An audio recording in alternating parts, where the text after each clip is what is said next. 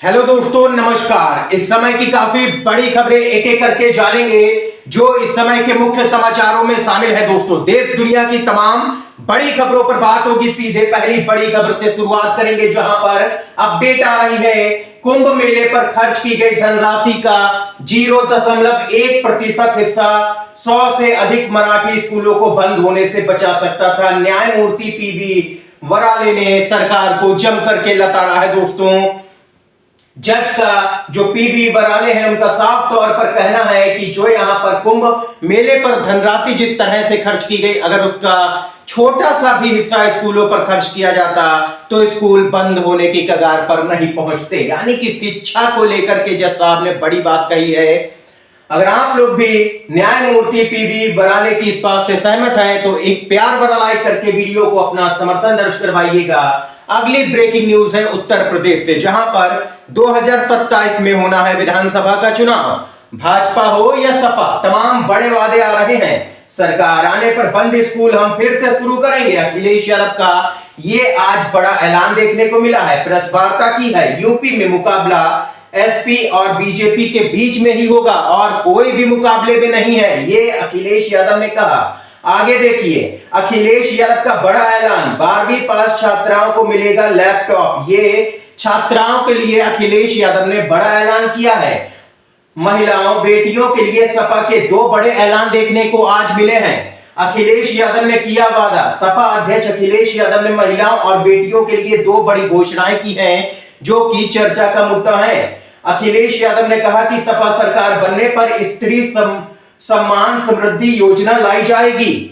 इसके तहत महिलाओं को सालाना 40,000 रुपए की आर्थिक मदद दी जाएगी। आपने सही सुना दोस्तों, सालाना 40,000 रुपए, और अगर 5 साल का जोड़ा जाए तो 2 लाख रुपए के करीबन बैठता है प्रति महिला।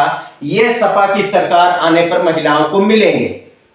वहीं 12वीं पास करने वाली छात्राओं को लैपटॉप देने का भी ऐलान अखिलेश यादव ने किया है। दूसरी तरफ भाजपा भी महिला वोट पाने के लिए उतावली नजर आ रही है। आपको बताते चलें, 60 वर्ष से अधिक उम्र की महिलाओं को फ्री बस सेवा का ऐलान किया गया है योगी आदित्यनाथ की सरकार की तरफ से।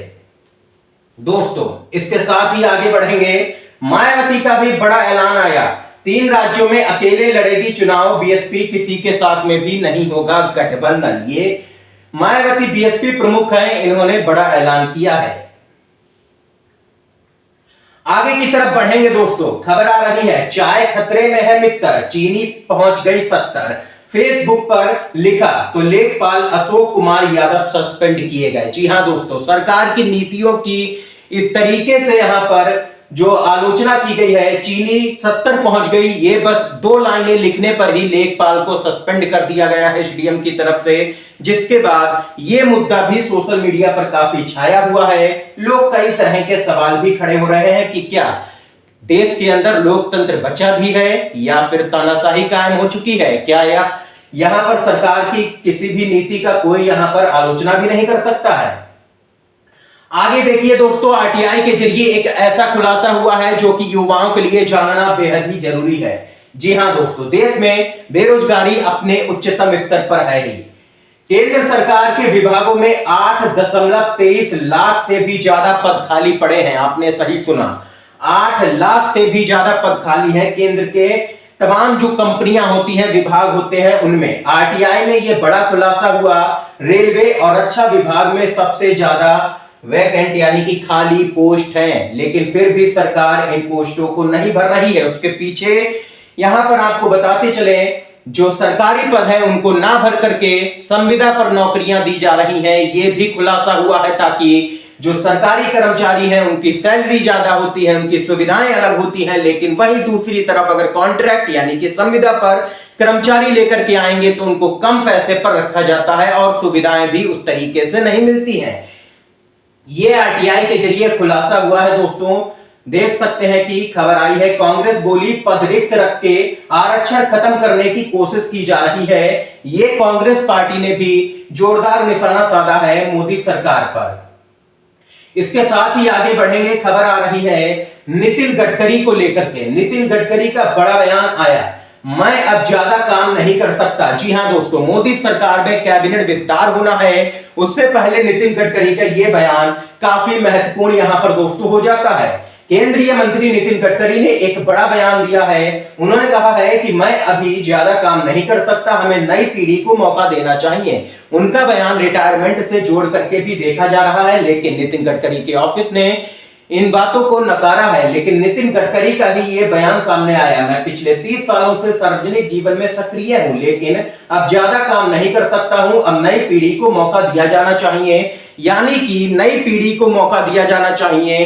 कैबिनेट में नए चेहरों की एंट्री हो सकती है और कई दिग्गज नेताओं की विदाई भी हो सकती है, और फिर उन दिग्गज नेताओं को यहां पर किसी भी राज्य का राज्यपाल भी बनाया जा सकता है। इसके साथ ही दोस्तों आगे बढ़ते हैं। मोहन भागवत का अमेरिकी दौरा। जौहरान ममदानी है, बोले मैं मोहन भागवत के कार्यक्रम का समर्थन नहीं करता। तो यहां पर दोस्तों देख सकते हैं कि मोहन भागवत का जो है अमेरिकी दौरा लगा हुआ है, उससे पहले लगातार विरोध हो रहा है। न्यूयॉर्क के मेयर जौहरान ममदानी ने कहा कि वे मेडिसन स्क्वायर गार्डन में होने वाले आरएसएस चीफ मोहन भागवत के कार्यक्रम का समर्थन बिल्कुल भी नहीं करते हैं। उन्होंने कहा कि उनके पास इस निजी कार्यक्रम को रद्द करने का अधिकार हो भी सकता है और नहीं भी। 29 अगस्त को होगा कार्यक्रम। अब यह देखना होगा कि यहां पर यह कार्यक्रम हो पाता है या इसको रद्द किया जाता है, क्योंकि लगातार आरएसएस के इस कार्यक्रम का हो रहा है विरोध अमेरिका में। दूसरी तरफ खबर आ रही है राम रहीम को लेकर के। जी हां दोस्तों, दुष्कर्म के दोषी राम रहीम को फिर 21 दिन की पैरोल।